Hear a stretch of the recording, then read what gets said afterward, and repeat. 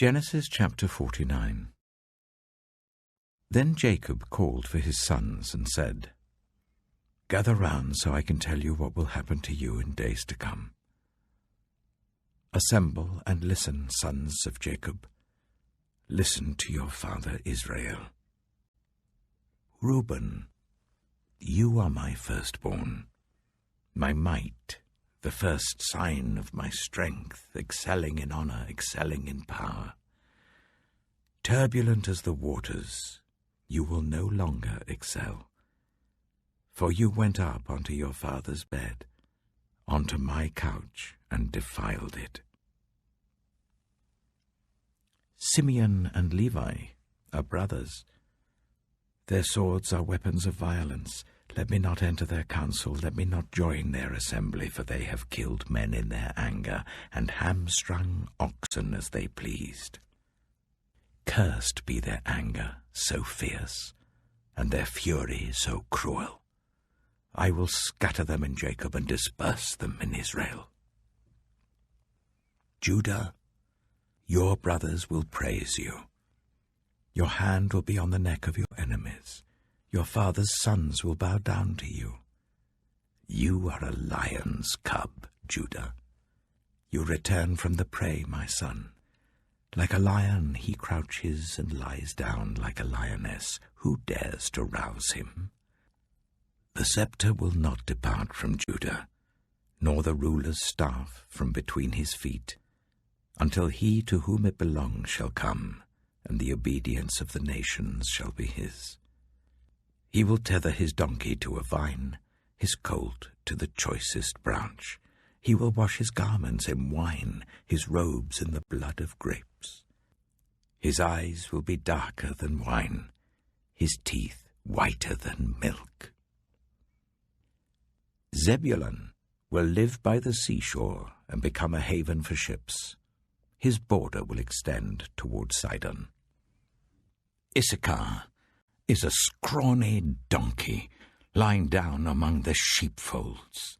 When he sees how good is his resting place and how pleasant is his land, he will bend his shoulder to the burden and submit to forced labor.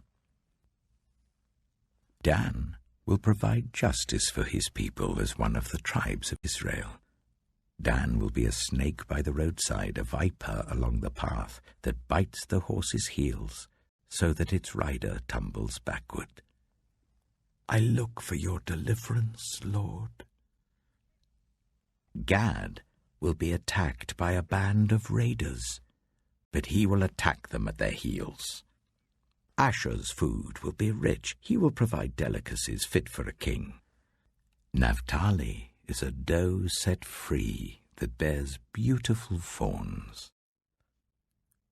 Joseph is a fruitful vine near a spring, whose branches climb over a wall. With bitterness archers attacked him, they shot at him with hostility. But his bow remained steady, his strong arm stayed supple, because of the hand of the mighty one of Jacob, because of the shepherd, the rock of Israel, because of your father's God who helps you, because of the Almighty who blesses you with blessings of the skies above, blessings of the deep springs below, blessings of the breast and womb. Your father's blessings are greater than the blessings of the ancient mountains, than the bounty of the age-old hills.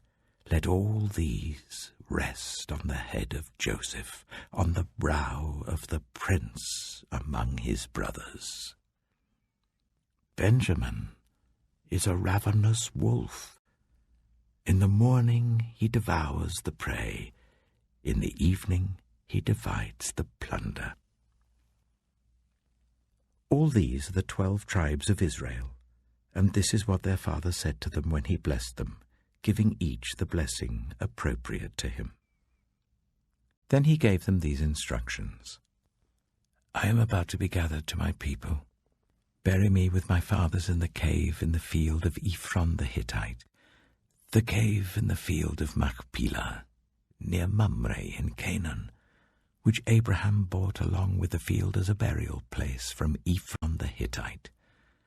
There Abraham and his wife Sarah were buried. There Isaac and his wife Rebekah were buried. And there I buried Leah. The field and the cave in it were bought from the Hittites." When Jacob had finished giving instructions to his sons, he drew his feet up into the bed, breathed his last, and was gathered to his people.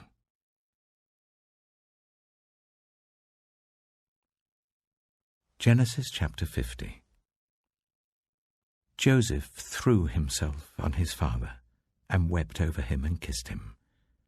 Then Joseph directed the physicians in his service to embalm his father Israel.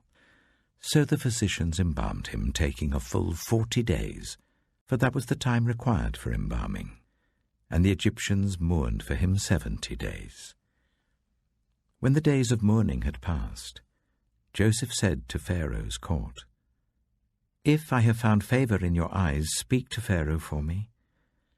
Tell him, my father made me swear an oath and said, 'I am about to die. Bury me in the tomb I dug for myself in the land of Canaan.'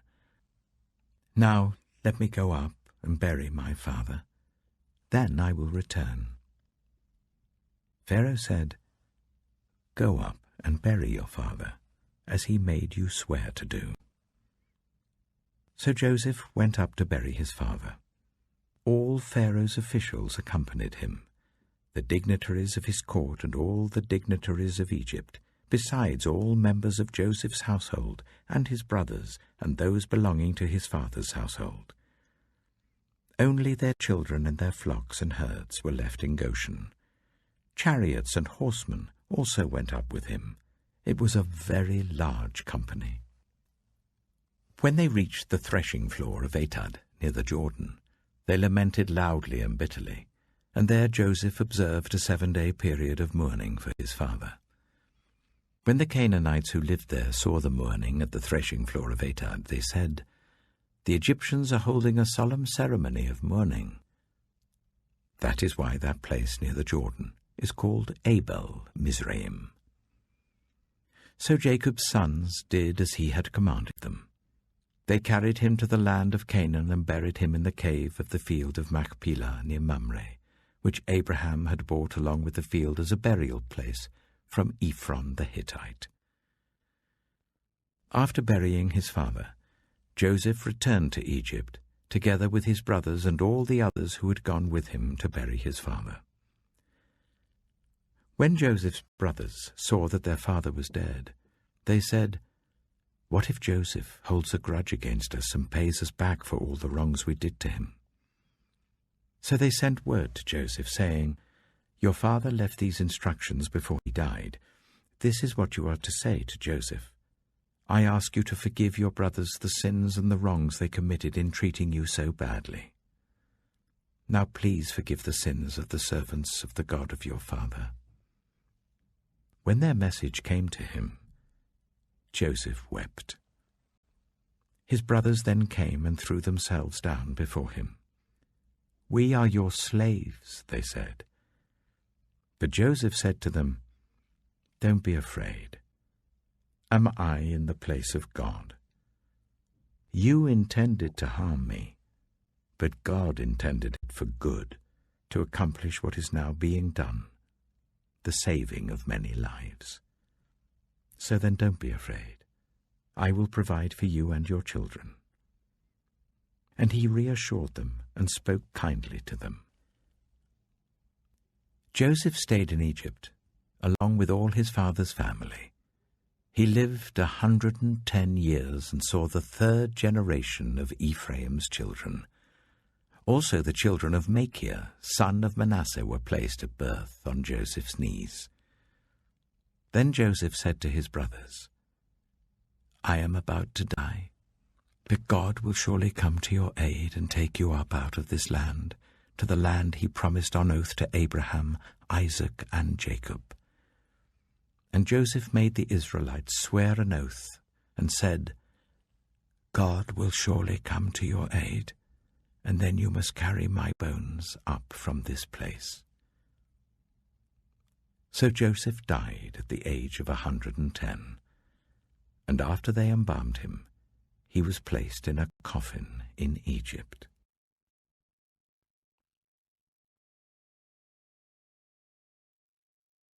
Matthew chapter 14. At that time Herod the Tetrarch heard the reports about Jesus, and he said to his attendants, "This is John the Baptist. He is risen from the dead. That is why miraculous powers are at work in him." Now Herod had arrested John and bound him and put him in prison because of Herodias, his brother Philip's wife. For John had been saying to him, "It is not lawful for you to have her." Herod wanted to kill John, but he was afraid of the people because they considered John a prophet. On Herod's birthday, the daughter of Herodias danced for the guests, and pleased Herod so much that he promised with an oath to give her whatever she asked. Prompted by her mother, she said, "Give me here on a dish the head of John the Baptist."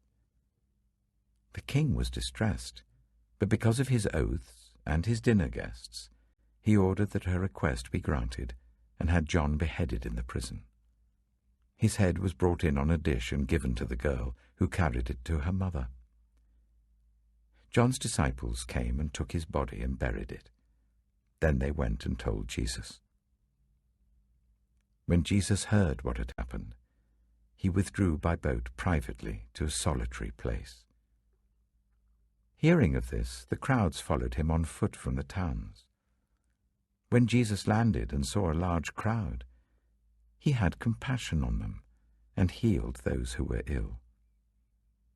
As evening approached, the disciples came to him and said, "This is a remote place and it's already getting late. Send the crowds away so that they can go to the villages and buy themselves some food." Jesus replied, "They do not need to go away. You give them something to eat."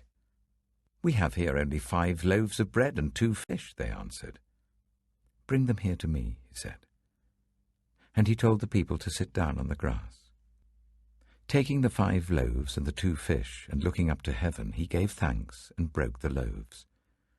Then he gave them to the disciples, and the disciples gave them to the people. They all ate and were satisfied, and the disciples picked up 12 basketfuls of broken pieces that were left over. The number of those who ate was about 5,000 men, besides women and children.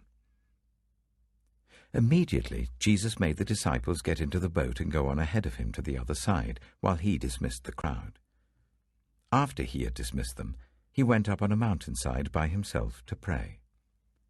Later that night, he was there alone, and the boat was already a considerable distance from land, buffeted by the waves because the wind was against it. Shortly before dawn, Jesus went out to them, walking on the lake. When the disciples saw him walking on the lake, they were terrified. "It's a ghost," they said, and cried out in fear. But Jesus immediately said to them, "Take courage, it is I. Don't be afraid." "Lord, if it's you," Peter replied, "tell me to come to you on the water." "Come," he said. Then Peter got down out of the boat, walked on the water, and came towards Jesus. But when he saw the wind, he was afraid, and beginning to sink, cried out, "Lord, save me." Immediately Jesus reached out his hand and caught him.